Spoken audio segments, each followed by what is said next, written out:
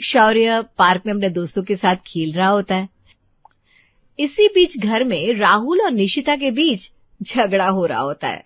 रात में राहुल ऑफिस के बाद काफी लेट घर पहुंचता है, जिसे लेकर निशिता भड़क जाती है और रात का गुस्सा दूसरे दिन शाम को ज्वाला बनकर फूट पड़ता है जब राहुल निशिता को बताता है कि इस महीने वो उसे और शौर्य को लेकर वैकेशन पर नहीं जा सकेगा।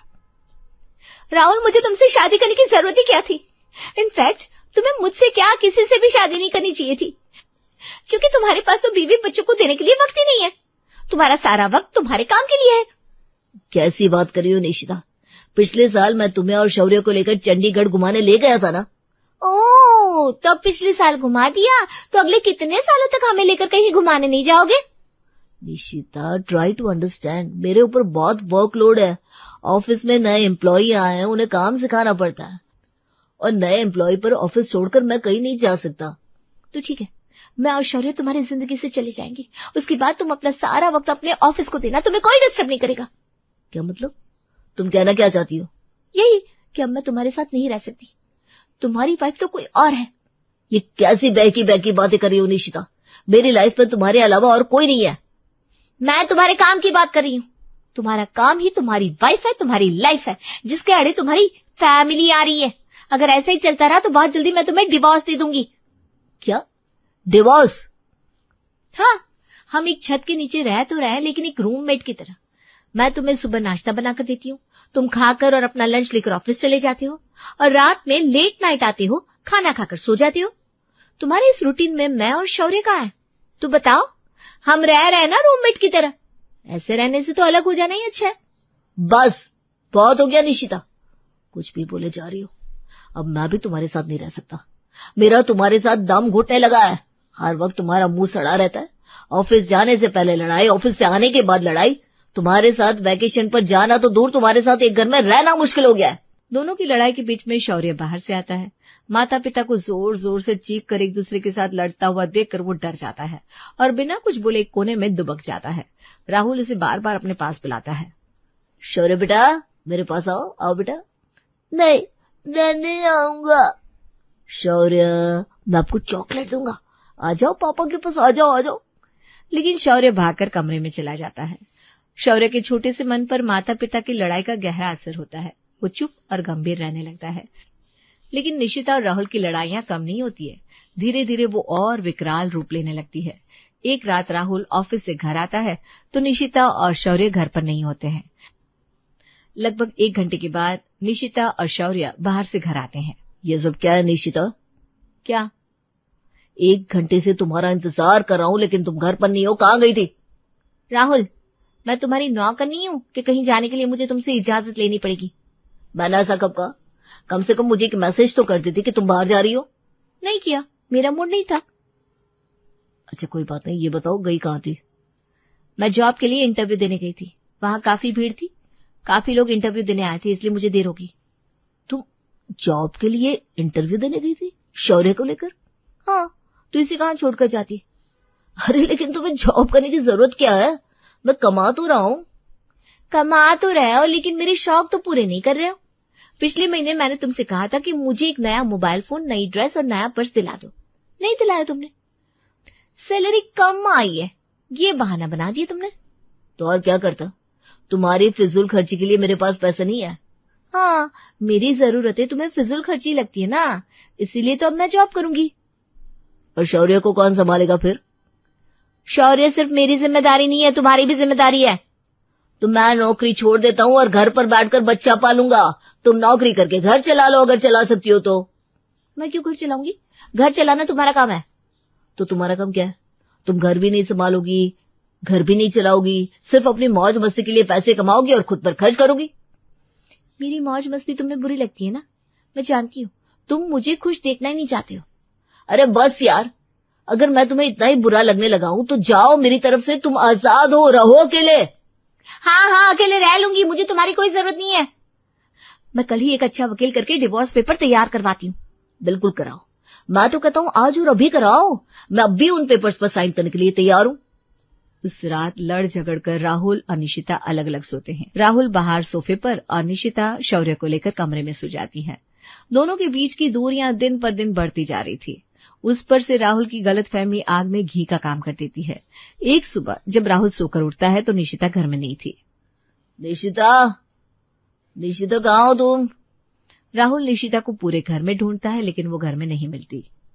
कमाल है, सुबह के 8 बज गए। निशिता शौर्य को स्कूल छोड़कर सुबह 7 बजे घर आ चुकी होती है, आज कहाँ रह गई? राहुल उसे ढूंढने के लिए घर से बाहर जाता है तो देखता है घर से कुछ दूरी पर निशिता किसी बाइक सवार के साथ घर की ओर आ रही थी।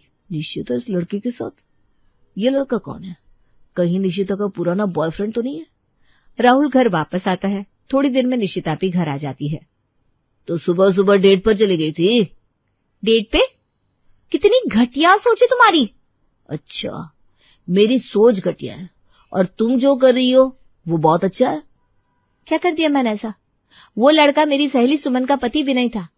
रोज सुमन अपने बेटे को छोड़ने के लिए स्कूल आती थी, लेकिन आज उसकी तबीयत खराब थी तो विनय बच्चे को स्कूल छोड़ने आया था। उसी ने मुझसे कहा कि चलिए आपको घर छोड़ देता हूँ, तो मैं आ गई। इसमें मैंने गलत क्या किया?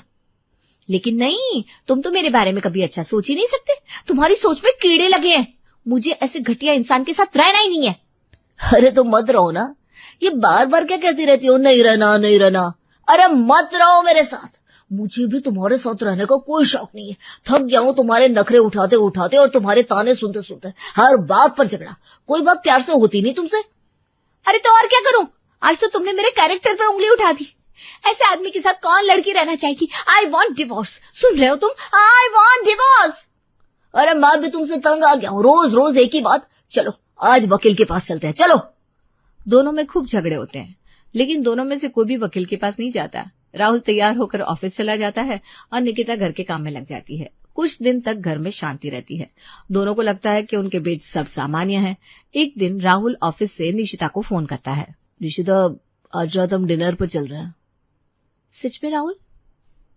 हाँ, तुम और शौर्य दोनों तैयार रहना। ठीक है। शाम को निशिता और शौर्य दोनों तैयार हो जाते हैं और राहुल उन्हें डिनर पर ले जाता है रेस्टोरेंट में। क्या बात है राहुल, आज बड़े दिनों बाद तुम मुझे डिनर पर लेकर आए हो। तुम्हें अच्छा लगा? बहुत अच्छा लगा। देखो ना, शौर्य भी कितना खुश है। हाँ, लेकिन मैं खुश नहीं हूँ। राहुल की इस बात से माहौल एकदम से चेंज हो जाता है। क्यों, क्या बात हो गई? निशिता, आज कौन सा दिन है? फ्राइडे। तारीख कौन सी है? तुम पहेलियां क्यों बुझा रहे हो? साफ साफ बोलो ना, क्या बात है? आज मेरा बर्थडे है। गिफ्ट देना तो दूर, तुमने मुझे विश तक नहीं किया। ओह सॉरी, मुझे याद नहीं था। अगर मैं तुम्हारा बर्थडे भूल जाता तो तुम मुझे न जाने क्या क्या सुनाती। क्या सुनाती? तुम तो हर बार मेरा बर्थडे भूल ही जाते हो। अरे क्यों झूठ बोल रही हो?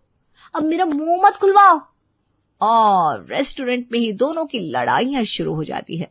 निशिता अपना पर्स उठाकर शौर्य का हाथ पकड़ती है और बाहर आ जाती है। पीछे पीछे राहुल आता है। निशिता रुक जाओ, मैंने खाना ऑर्डर कर दिया है। अरे तुम ही खाओ, नहीं खाना मैं। निशिता ऑटो करके घर आ जाती है। थोड़ी देर के बाद खाना पैक करा के राहुल भी घर आ जाता है, लेकिन घर में दोनों के बीच महाभारत शुरू हो जाती है। निशिता यार, मैं अब किसी भी कीमत पर तुम्हारे साथ नहीं रहूंगा। तुम्हें मेरी फीलिंग्स की कोई कदर ही नहीं है। तुमने मेरा बर्थडे बर्बाद कर दिया और तुम्हें इस बात का जरा सा भी दुख नहीं है। और तुमने मेरी जिंदगी बर्बाद कर दी, उसका क्या? मैंने तुम्हारी जिंदगी बर्बाद कर दी है तो क्यों रहती हो मेरे साथ? अब नहीं रहूंगी। मैं तो सोच रही थी शायद तुम सुधर जाओगे, लेकिन तुम सुधरने वालों में से नहीं हो। राहुल और निशिता के बीच बोलचाल बंद हो चुकी थी। निशिता खाना बनाकर टेबल पर रख देती और राहुल चुपचाप खा लेता। इसी तरह राहुल जरूरत की चीजें लाकर टेबल पर रख देता। दोनों एक रोबोट की तरह काम कर रहे थे। कोई किसी से एक शब्द भी बोलना पसंद नहीं कर रहा था। दोनों मन ही मन ये तय कर चुके थे कि अब उन्हें साथ नहीं रहना, लेकिन तलाक लेने की पहल कोई नहीं कर रहा था। धीरे धीरे दोनों के मन में तलाक और उसके बाद होने वाली घटनाओं को लेकर अच्छे बुरे ख्याल आने लगते हैं। अब इस तरह से एक छत के नीचे रहने का क्या फायदा? मुझे निशिता से तलाक ले ही लेना चाहिए, लेकिन तलाक के बाद उसे एलिमनी भी तो देनी पड़ेगी। न जाने कितने पैसे देने पड़ जाए। मेरी सैलरी है ही कितनी? अगर मेरी सैलरी के आधे हिस्से के अलावा अच्छा खासा अमाउंट निशिता को एलिमनी के तौर पर देना पड़ा तो मेरे पास क्या बचेगा? मैं तो सड़क पर आ जाऊंगा। और फिर पापा मम्मी से क्या कहूंगा? उन्हें कैसे बताऊंगा कि मैं निशिता से तलाक ले रहा हूं? उन्होंने कितने अरमानों से हमारी शादी की थी। मम्मी तो निशिता को अपनी बेटी मानती है। मौसी जी, बुआ जी, ताई जी, शिप्रा दीदी, ये लोग जब सुनेंगे तो क्या कहेंगे?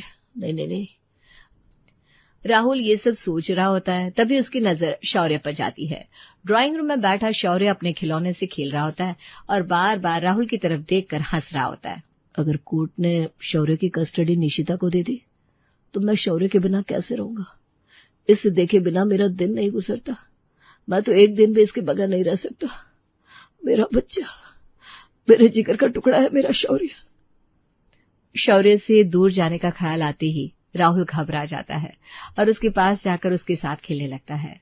थोड़ी देर के बाद उसे पार्क में घुमाने भी ले जाता है और उसे झूला झुलाता है। शौर्य भी बहुत खुश होता है और खिलखिलाकर हंस देता है। मैं शौर्य का बचपन मिस नहीं कर सकता। और फिर इसकी स्टडीज भी तो करानी है। न जाने नाना नानी के घर में इसके साथ कैसा बर्ताव हो। इसकी पढ़ाई लिखाई ठीक से हो पाएगी या नहीं। मेरे बच्चे का भविष्य मुझे खुद संवारना है अपने हाथों से।